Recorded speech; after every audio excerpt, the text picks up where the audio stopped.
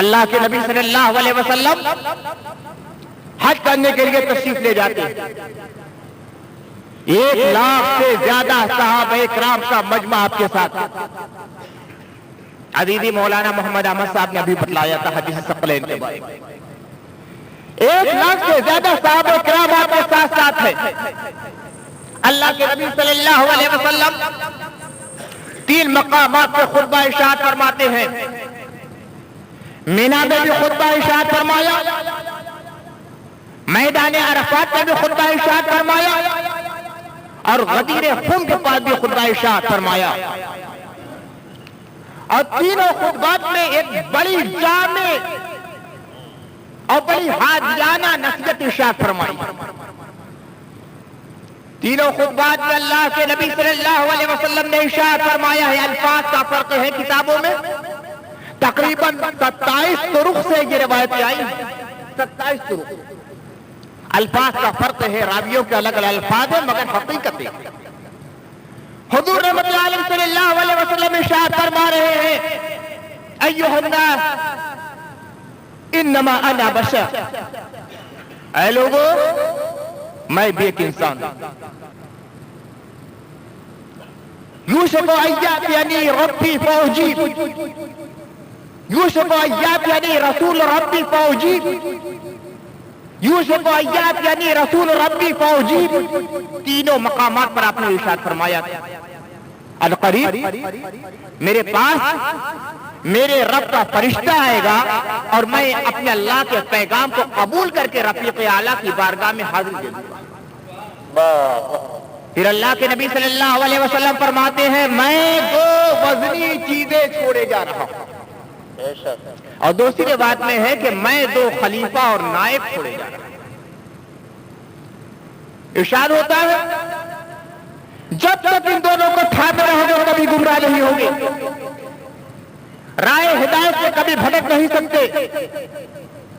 فرمایا اس میں پہلی چیز دوسروں سے زیادہ عظمت والی, اور وہ قرآن جس میں ہدایت ہے اور نور ہے. آسمان سے لے کر زمین تک ایک کھینچی ہوئی رسی. پھر ارشاد فرمایا, اور میرے اہل بیت, میں اپنے اہل بیت کے بارے میں تجھے اللہ کی یاد دلاتا ہوں. میں اپنے اہل بیت کے بارے میں تمہیں اللہ کی یاد دلاتا ہوں. میں تمہیں اپنے اہل بیت کے بارے میں اپنے خدا کی یاد دلاتا ہوں. 3 بار ارشاد فرمایا. یہ مختلف روایتوں کا میں نے مجموعہ آپ کے سامنے پیش کر دیا. سب سے پہلے اللہ کے نبی صلی اللہ علیہ وسلم ارشاد فرماتے ہیں, اے لوگوں, میں ایک بشر ہوں, انما انا بشر. آخر یہ ارشاد فرمانے کی ضرورت کیا تھی کہ میں بشر ہوں, میں انسان ہوں؟ اللہ کے نبی صلی اللہ علیہ وسلم کو معلوم ہو چکا تھا کہ دنیا سے جلد ہی جانا ہے. برزخ کا پردہ بیچ میں ڈال دیا جائے گا. اگلی امتوں نے اپنے نبیوں کے ساتھ کیا کیا کیا, حضور رحمت عالم صلی اللہ علیہ وسلم کے علم مبارک میں سب موجود. قریبی زمانہ حضرت عیسیٰ علیہ السلام پر گزر چکا ہے. حضرت عیسیٰ علیہ السلام نے مردوں کو زندہ کیا. حضرت عیسیٰ علیہ السلام نے مادر ذات نابینا کو بینائی عطا کر دی. حضرت عیسیٰ علیہ السلام نے لادوا مریض کو شفائے کامل و عاجل عطا فرما دی. حضرت عیسیٰ علیہ السلام نے برد اور جذام کا مرض درست فرما دیا. حضرت عیسیٰ علیہ السلام نے مٹی کا پتلا بنایا, جانور بنایا اور اس کے اندر پھونک دیا تو وہ اڑنے لگا. یہ سب دیکھا قوم کے لوگوں نے. بار بار حضرت عیسیٰ علیہ السلام نے کہا تھا, میں اللہ کا بندہ ہوں, اللہ کا پیغمبر ہوں, اللہ کی کتاب لانے والا ہوں. ایک اللہ کی بات کرتے رہنا, میری عبادت مت کرنا, سب کہہ گئے تھے. لیکن وقت بدلا. تھوڑے ہی دنوں کے بعد لوگوں نے حضرت عیسیٰ علیہ السلام کو اللہ کا پیغمبر اور رسول کہنے کے بجائے, اللہ کا بندہ اور عبداللہ کہنے کے بجائے ابن اللہ کہنا شروع کر دیا, اور اللہ کی عبادت کے بجائے حضرت عیسیٰ مسیح کی بات کرنے لگے. حضور رحمت عالم صلی اللہ علیہ وسلم کے ذہن مبارک میں حقیقت ہے کہ جو قوم حضرت عیسیٰ علیہ السلام کو ابن اللہ کہہ سکتی ہے ان کے معجزات کو دیکھ کر، اسی انسان نے محمد رسول اللہ صلی اللہ علیہ وسلم کو چاند کا دو ٹکڑے کرتے دیکھا تھا، سورج کو پلٹاتے ہوئے دیکھا تھا، کن سے کلمہ پڑھاتے ہوئے دیکھا تھا، ایک کٹورے پانی میں اللہ کے نبی نے اپنی انگشت مبارک ڈال دی ہے تو پورے قافلے میں پانی پی لیا، لیکن پانی میں کوئی کمی نہیں آئی، یہ سب دیکھا ہے۔ حضور رحمت عالم صلی اللہ علیہ وسلم کے ذہن مبارک میں ہے کہ کہیں میرے معجزات کو سن کر اور پڑھ کر اور یاد کر کے لوگ حضرت عیسیٰ علیہ السلام کی طرح مجھے بھی اللہ کے بندہ کے بجائے اللہ کا بیٹا کہنے لگے، اللہ کے بجائے میری عبادت نہ کرنے لگے، تو اللہ کے نبی صلی اللہ علیہ وسلم جس حدیث مبارک میں قوم کو وصیت فرما رہے ہیں وہاں سب سے پہلے یہ فرما رہے ہیں انما انا بشر، میں ایک بشر ہوں، مجھے بشر سمجھنا، مجھے اللہ کا بندہ سمجھنا، مجھے رسول اللہ سمجھنا، مجھے پیغمبر خدا سمجھنا، مجھے اللہ مت کہہ دے۔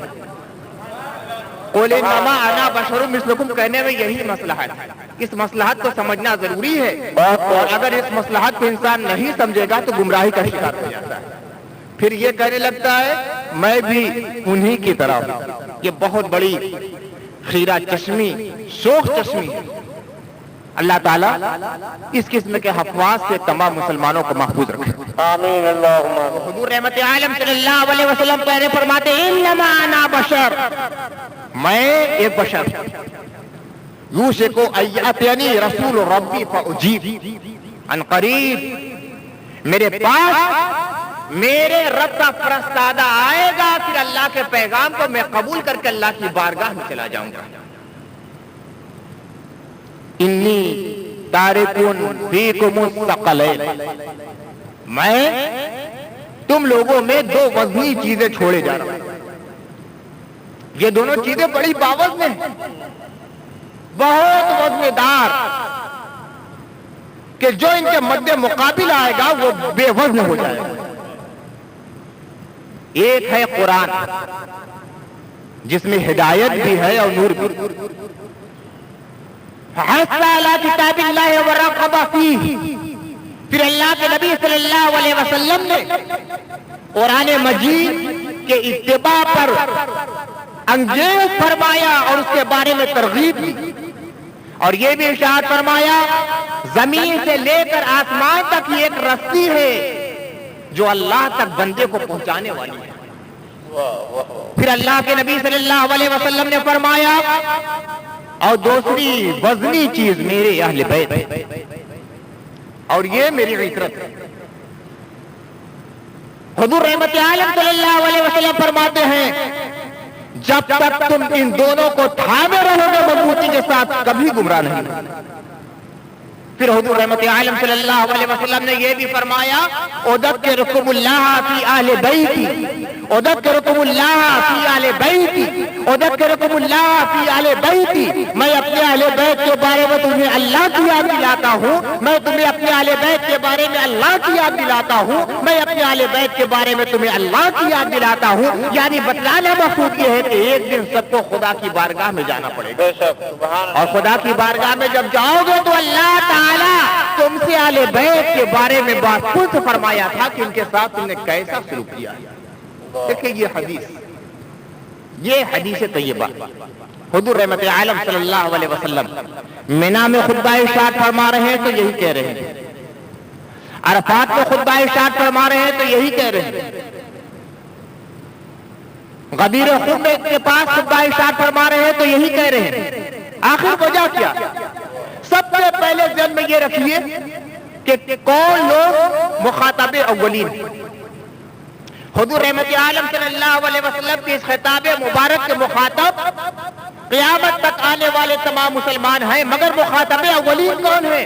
سب سے پہلے جس کو خطاب کیا گیا تھا یہ صحابہ کرام، حضرت سیدنا ابوبکر صدیق بھی تھے، حضرت سیدنا فاروق اعظم بھی تھے، حضرت سیدنا عثمان غنی بھی تھے، حضرت سیدنا خالد بن ولید بھی تھے، حضرت سیدنا عبد الرحمن بن عوف بھی تھے، حضرت سیدنا سعد بن ابی وقاص بھی تھے، حضرت سیدنا ابو جحیفہ بھی تھے, حضرت سیدنا ابو حذیفہ بھی تھے, حضرت سیدنا بلال حبشی بھی ہیں, حضرت سیدنا ابو ہریرہ بھی ہیں, حضرت سیدنا معاذ بن جبل بھی ہیں, حضرت سیدنا عمار بن یاسر بھی ہیں, تمام صحابہ کرام ہیں. اور ان سے کہا جا رہا ہے صحابہ کرام ہدایت چاہتے ہو تو ان کا دامن تھامے رہنا, فلاح و کامیابی چاہتے ہو تو ان کا دامن تھامے رہنا, نجات چاہتے ہو تو ان کا دامن تھامے رہنا, گمراہی سے بچنا ہے تو ان کا دامن تھامے رہنا, ضلالت سے بچنا ہے تو ان کا دامن تھامے رہنا. سب صحابہ کرام سے یہ کہا جا رہا ہے کہ ہدایت پانا ہے تو ان کا دامن تھامے رہنا ہے, تو دوسروں کے لیے کتنا ضروری ہو جاتا ہے. سبحان اللہ, سبحان یہ اکثر کہہ دیتا ہوں کہ صحابہ کرام کے لیے بھی ضروری ہے کہ اہل بیت کرام کا دامن تھامے. سبحان اللہ. اہل بیت کرام سے رشتہ کاٹ کے کسی کی بھی نجات نہیں ہونے والی. تو جب صحابہ کرام خلفائے راشدین کو یہ حکم دیا جا رہا ہے کہ اہل بیت کرام کا دامن تھامے رہنا, اگر ہدایت چاہتے ہو تو ان کو مضبوطی کے ساتھ پکڑے رہنا, تو بعد کے لوگوں کے لیے کتنا ضروری ہو جاتا ہے کہ صحابہ کرام سے قرب و محبت رکھے اور ان کے ساتھ موالات کا معاملہ کرے. یہ حضرات ہر زمانے کے لیے رہنما ہیں, ہر زمانے کے لیے رہنما اور ہر زمانے کے لیے پیشوا اور ہر زمانے کے لیے قائد.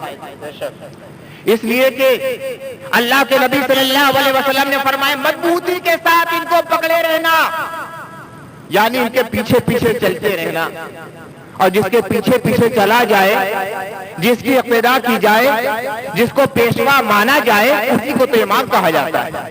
اسی لیے ہم حضرت مولائے کائنات کو امام کہتے ہیں, حضرت امام حسن کو امام کہتے ہیں, حضرت حسین شہید کربلا کو امام کہتے ہیں, کہ اللہ کے نبی صلی اللہ علیہ وسلم نے فرمایا کہ ان کے پیچھے پیچھے چلتے رہنا, ان کو مضبوطی کے ساتھ پکڑے رہنا.